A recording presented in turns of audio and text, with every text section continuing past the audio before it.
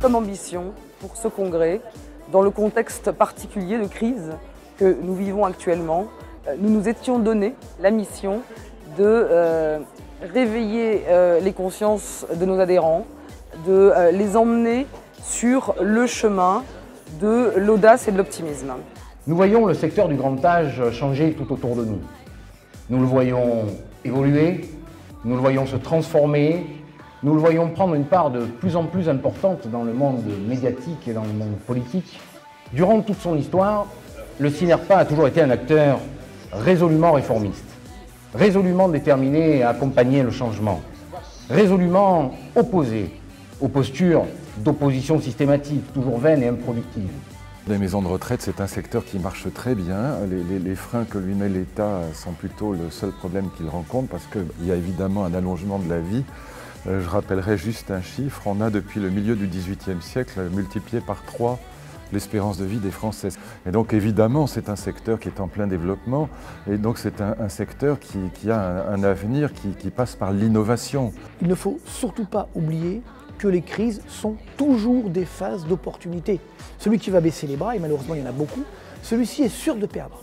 Alors que celui qui va oser regarder vers l'avenir, n'est pas sûr de gagner parce qu'on n'est jamais sûr de gagner, mais au moins il a une grande chance de gagner. D'emmener des équipes dans un climat qui reste malgré tout assez morose globalement, mais par les projets qu'on met en place, par les formations management, par l'accompagnement des équipes, par la promotion interne. La posture optimiste est une posture qui cherche résolument à optimiser.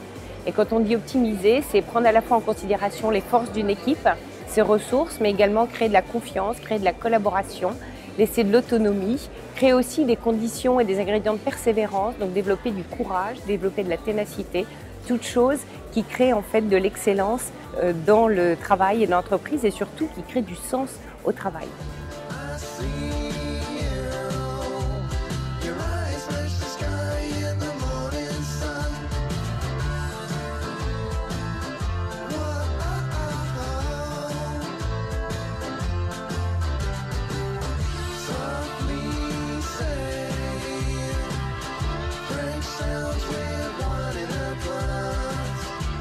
Nous avons réussi sur ce congrès à aborder beaucoup de sujets, mais en même temps avec un fil rouge autour du parcours de vie et de soins de la personne âgée.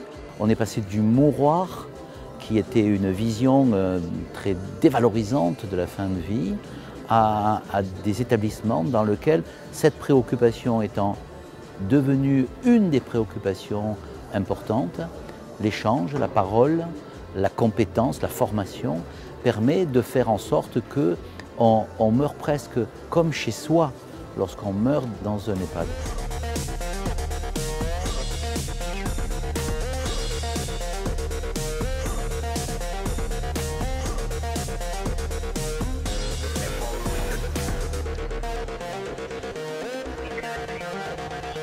Signer un partenariat avec le CINERPA, pour nous, ça faisait partie d'une continuité par rapport à ce que nous avions établi, par rapport aux adhérents qui sont au sein de la FEDESAP, à savoir pouvoir s'occuper des familles et des personnes âgées. Le gros de l'activité et ce qui va forcer le développement et ce sur quoi l'ensemble des forces vives donc, sont arc-boutées, c'est la personne âgée. Aujourd'hui, avec ces lois d'adaptation au vieillissement de la population, je crois que le CINERPA est en avance sur cette démarche et que nous sommes ravis, nous, de nous intégrer pleinement dans cette situation.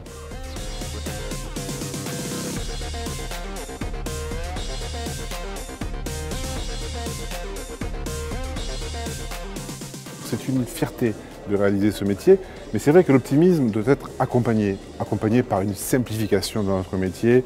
On le voit, on est submergé de nouvelles normes, de nouveaux décrets.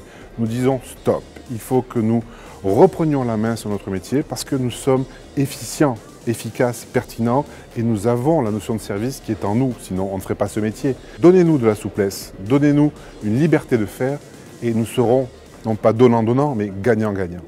Bien entendu, on est plus fort. Bien entendu, on est plus fort quand on est tous ensemble. Plus fort pourquoi? Parce qu'on a des intérêts à défendre que sont nos adhérents. Et plus fort pourquoi? Parce qu'on a des intérêts à défendre primordiaux qui sont ceux des personnes que nous aidons, des personnes que nous accueillons et des personnes que nous servons.